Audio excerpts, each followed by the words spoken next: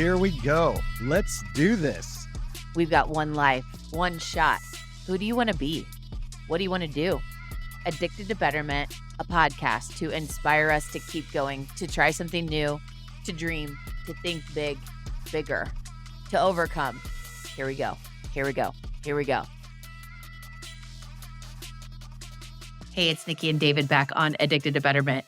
So the other day, I listened to a short little TikTok message that I put in my saved TikToks. And I think I've opened that thing up, 15 times since I saw it. And then it started a conversation with David and I. And the message was this tip that this chick named Haley does for herself, where she will challenge whenever something is like iffy or rocky in her life. She'll say, Haley, what do you want to choose to believe about this? And so if she just looks at the positive side of it, immediately she's rewiring her brain to, this is the best way forward. This is how it's supposed to be. I need to allow this, like whatever. And so she just will stop herself and not allow herself to go down the what if, oh no, uh-oh, and always turn it to the other side. And she put a little bit more context in there to say, if I was my best friend, how would me as my own best friend, how am I going to frame this situation? I'm going to look for the opportunities in it, because why wouldn't I? Why not? And it made me think of something that I've said many times about people who question, is there a heaven as a human? Is there a heaven?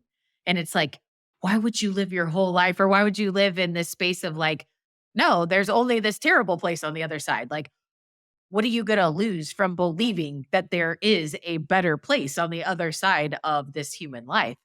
And so just to open up a little bit more here, I threw out a couple of scenarios, and then David, let's kick this off and have some conversation. So right now, I don't know how many of you completely block out the news. I used to, and lately it's in, and I'm like, maybe I just need to, get off certain social media platforms, just never check the news, because man, it's just pretty chaotic and people are pretty angry, right?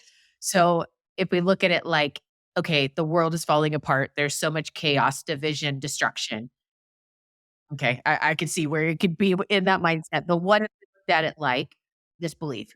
Could this chaos and division and destruction that's happening, could the chaos really be cleaning the clutter? And this cleaning the clutter is allowing for a new way of the world.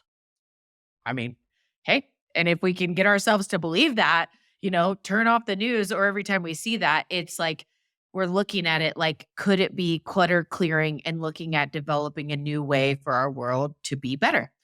I mean, that's just one very profound example. Sometimes that might be a little bit of a far stretch for all of us, but let's look at this one. Losing a client deal. Gosh, that's terrible for business. Our business, that was just a huge deal for us. We're going the wrong direction. Or you look at a past client deal that you lost and how you've overcome. Could it be that this client, it was a lot of work. They were not our most ideal client. There was a lot of friction. This is opening up space for us to have amazing clients that are more aligned with our mission, that like our team is so energized by more clients. And we only have so much space to have certain clients that it allows us to be doing more work that is better for us. That could be the belief. Okay, let's say a vacation. We've been planning this vacation for, oh my gosh, I think it was 14 months ago. We were planning this trip, and then a devastating storm hit this location, and we are not going there any longer. We've lost some money. We're getting some of it back, but our vision could be, or the mindset could be, our trip is ruined. It's been 16 months. We just wasted all of this, right? Or, wow, I wonder where we can go next. We already have the time off. We get to pick another location that can be so magical for this time. It's impossible to go the other place. How cool that we get to figure out another place that we're really excited about. And now we're down to the wire. We get to go there pretty soon, right? It's all about it's the game of our mind and the game of belief in our mindset. David, what are your thoughts on this topic of belief and mindset? Well, it's a powerful topic, and you kicked it off about the biggest way possible with talking about the current political scene that we are all enduring. But, it's what you articulated is the power of perspective. And I'll even say, we are all experiencing in the United States the exact same scenario in the political arena. So we're all in the United States, we're living here, we're all working, having friends, family, and let's just give everyone the benefit of the doubt that everyone is a good person and wants what's best for our country and for each other. And with that in mind, the power of perspective, one side sees decisions or a certain person elected or appointed or whatever it might be as devastating and, oh my gosh, this is the beginning of the end, while you have the other people who, like I said, we're giving everyone the benefit of the doubt and saying, man, everyone, we all want what's best for our neighbor and for our friends and for our family and for our country. And while one side says, oh my gosh, this decision is the beginning of the end, the other side says, oh my gosh, this is the beginning of the beginning. This is the best thing that's ever happened. And it's simply the power of perspective. And certainly that's not a topic we're going to even go any further on at all. No interest in talking about politics on this, but it is interesting. You have two people experiencing the exact same thing and their perspective is so different. What that does highlight is the power of how we see things. And now those are things we can't control, but in our own personal lives, when we really bring that down to our own personal lives, we can experience something, but we get to choose how we see it or how we view it. And depending on how we see it and our perspective on that really can determine the peace that we live in, the experiences that we get to enjoy. There's a lot that happens just depending on how we see circumstances in our life. Yeah. And I think you said something a minute ago. You're like, okay, we can all relate to this news, and not that we're going to go much deeper there, but this is the beginning of the end. Could we all just agree that if that is what is in your mindset, we don't want to be there, right? Nobody wants to be in that, like, this shit show. This is the beginning of the end. How does that ripple effect live on in our lives every day and live out in what we do with our lives? Like, no one wants that. So it could be something as simple as, like, this is the thing, this situation with the political and all the things that are going on in the world.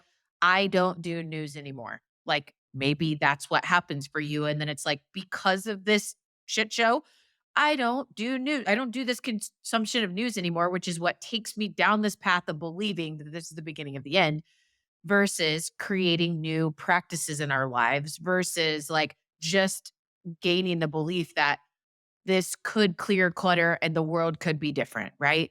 Whatever it is, the power of perspective, it's just so important for us to be highly choosy with what we are allowing ourselves to believe.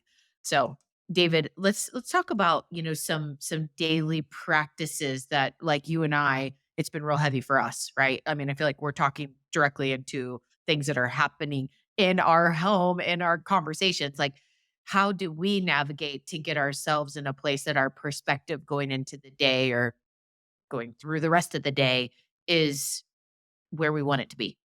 Ooh, what I'm currently doing right now is just the practice of pausing and reframing the circumstances or reframing the scenario. So, what that could look like, you just said earlier, losing a client or losing a deal. So if you're in business right now, and listen, I don't care what business you're in right now, business seems hard for everyone. So, it's a grind and things aren't going as planned. So if I lose a client or I have a negative reaction to a business decision or whatever it might be, what I'm trying to do right now is the first thing is just pause and reframe this in my mind to exactly what you said. This isn't the end. What is this opening up me up for? What is this clearing space for? What is this bringing me an opportunity to? So rather than this idea of, this is the end. I'm done. I am screwed. This is over. I've experienced that with deals that I thought for sure were going to close and I was going to experience all of these results from this deal and it didn't happen. And it's easy in the moment for all of us to be like, oh my gosh, this is devastating. And now I'm screwed. And it may be hard for a minute, but what it's leading to, maybe it's a relationship, maybe it's a friendship, maybe it's something that you held close for a while. And for whatever reason, things part ways and you no longer have that close relationship. And we tend as humans to want to hang on and grasp onto those. And it almost comes from a scarcity mindset. But if we pause and reframe it, what is this opening me up for? What is this leading me to? What is this clearing space for that I need to have in my life? That I need to, what's the opportunity that this is leading me to? Maybe it's a new friend, a new relationship that's going to get me to that next level that I was trying to get to anyway. I've been pursuing and trying to get to another level anyway. And if we, in our human nature, hold on to everything that we think is happening, and so often just pausing, reframing, what is this leading me to? And for me, it's the act of surrendering to, okay, this is meant to happen and it's meant to leading me to the thing. So it's kind of one thing, but just pausing rather than just, sometimes we're so fast in how we think and react and what we do, but just to pause and reframe the situation in our mind. Reframing is so powerful. And David, I was just thinking about our text group with some friends of ours. We send inspirational, I don't know, understandings or stories or, tips or meditations. And there was something that came up that hit me so big as right now with work, we're in this like rocky middle of figuring some particular aspect of business out right now. And it's felt heavy and something pops up in our text group. And I have shared this with so many people because I'm like holding on to it from just inspiration and reframing, what we're going through. Okay, here we go. Lamborghini was a tractor company. Lamborghini was a tractor company. Reliance was a textile company. LG was a facial serum. Samsung was a grocery store. So can you imagine at one point when LG obviously failed on the facial serum front because I've never seen, my dishwasher and my refrigerator company selling facial serum or even getting that as a bonus sign on for, buying a bulk package of my new appliances, right? There was a time when LG failed with its facial cream efforts. And so just to look at like sometimes those big brands where, that we look up to like, wow, they're successful. Right. And it's like they even went through that. It's just reframing the dips and times of life to understand that like, yeah, maybe this is just clutter clearing for something so much bigger. And I'm going to guess that that was probably the path for Lamborghini as well. Right. Like it didn't work out. And how much money would you have to dump into like creating tractors? And tractors didn't work. That's a lot of loss. But on the flip side, I'm pretty sure that there's some high profit margins in the company Lamborghini. Right. So a couple things here, just like the power of having, support groups of people in your life that send inspiration because that one text, David, I think you're the one that threw it in there for us actually, was so inspiring. And it created a conversation in business this week and with my team. So having those support systems around us that help us choose the good ones, right? Like keep our head focused in the right place, but also just realizing like, the inspiration and the reframe of like a challenge or problem, like it could be opening something so much bigger. Nikki, I'm so glad you shared that story. It's interesting because, we both have some amazing, successful leaders and people that we get to work with closely in all different segments. And it's interesting if you view them from a distance and you see the success, you see the numbers, you see all the things, whether it's in sports. I mean, I'll use Michael Jordan and then, obviously all kinds of business people around us. But what you recognize is in the ingredients and the things that they had to experience to get to that was some devastating losses or some really bad decisions that caused them to pivot, see some weaknesses, and then work to overcome them that then became strengths. But, it's like this necessary ingredient for success is failure. And so if you understand that, hey, why is this happening?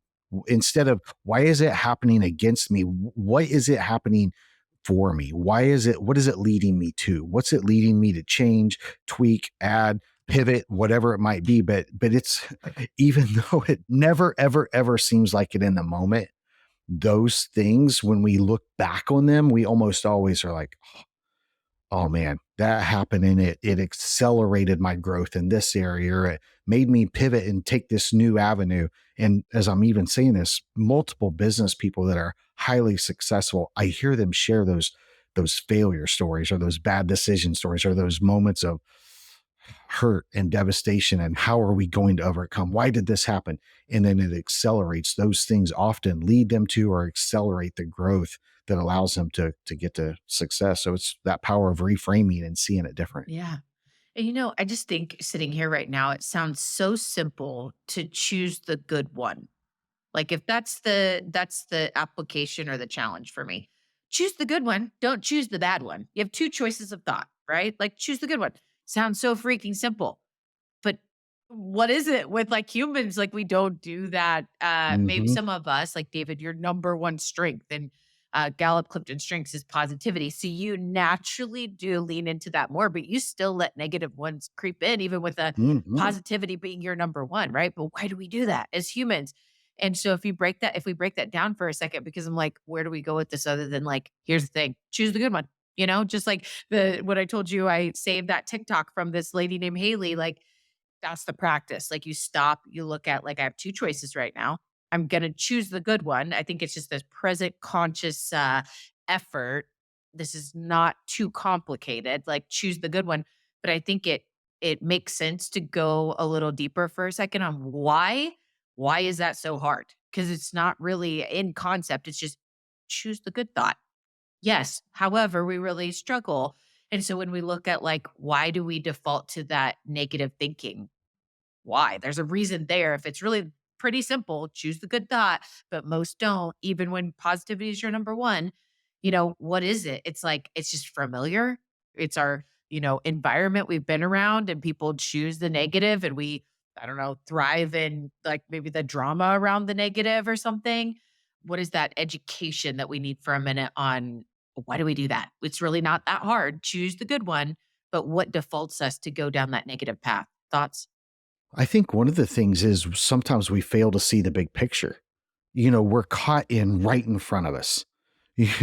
Like we're climbing a ladder and we can only see the stair in front of us, or we're climbing a mountain and we can only see the step in. So if something doesn't go right, but part of the thing is being able to step back and see the big picture. And that could look something like what didn't go right now, or what is causing me so much frustration. Is this going to matter in 5 years?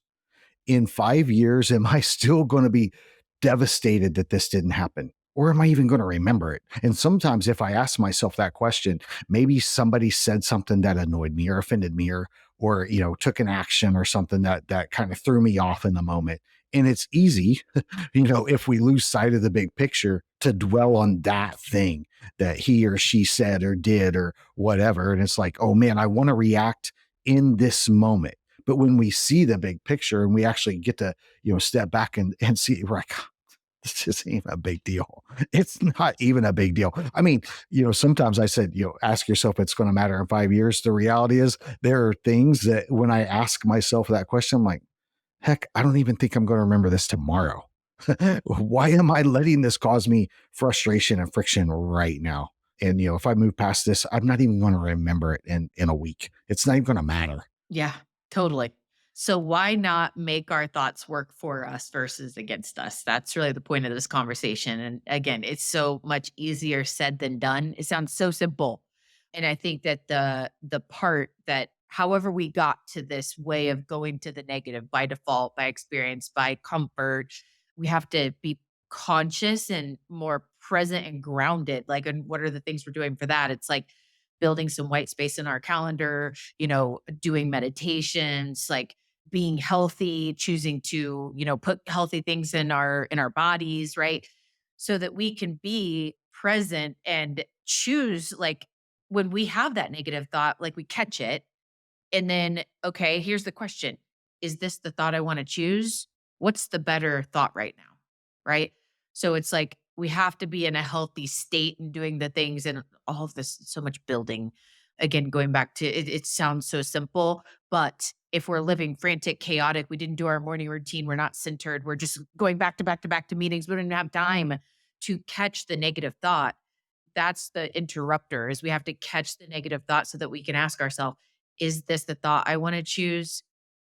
what's the better way for me to think right now? Right. And you can flip that in 3 seconds, but we have to be able to catch it. So, David, anything else you want to add on to this topic? Otherwise, I think we just need to challenge ourselves to take it and apply it. And if anybody else has got a thought on how you do this, how do you rewire your brain, reframe, and stay in that choose the good one state? Yeah, I think just some real quick examples of how this kind of shows up in our lives. One, kind of choosing the negative thought could look like seeing a failure as the end instead of the beginning. You fail at a business adventure or whatever it might be, and you're like, "Oh, this is devastating. It's the end," rather than seeing it as, hey, this is the beginning. Another one could be a hurt or someone did you wrong, and holding on to that resentment instead of choosing forgiveness and moving forward, recognizing that harboring resentment only tortures you, not the person that wronged you. Or maybe it's interpreting change as a threat instead of an opportunity. That, wanting to hold on to the familiar is, oh my gosh, so seeing change is, oh, this is a threat of what's comfortable instead of, oh man, this is an opportunity. Maybe it's, focusing on limitations versus possibilities. So maybe, you're presented with a challenge and you're thinking, I can't because here's all the reasons why we can't, instead of seeing, hey, we can because, and here's all the reasons we can, the possibilities, instead of the limiting beliefs that we often face, I think are just some practical ways that those show up in our lives. And in every single one of those, we can make a very simple choice, even though it's, as you said multiple times, it's easy to say this as we're sitting here recording on a podcast. Yet, as we experience it and in the moment, if there's a way to pause, force yourself to pause and reframe it, and then get to choose, well, what's the positive outcome of this, or what's the positive that this is leading to? So it's certainly a daily practice. And I believe it starts with gratitude. Gratitude always shifts that for me. If I start with gratitude, start with gratitude, and then figure out how to choose the positive ways, the most practical, tactical thing I can suggest. Yeah. So good. We're one conversation, one idea, one deal to a whole new life, right? It's that one thing, that could really change everything. And we get so wrapped up in this one particular challenge, right? And then let it all blow up versus just looking at the opportunity or not allowing that to turn into a snowball effect of crap, right? Lamborghini lost to John Deere, but I doubt they ever think about it anymore, right? All right. Well, hope that was a little dose of inspiration. Again, it's good for David and I to just talk this talk therapy that we go through. We are looking to apply this for ourselves. We'd love to hear other ways that you're shaping your perspective. And we'll see you next time. So you just listened to this episode. Now, join us in being addicted to betterment. Please subscribe to the show, share with your friends, tag us, and please take a moment, leave a review. Yeah, we do want your stars, but we really want the feedback.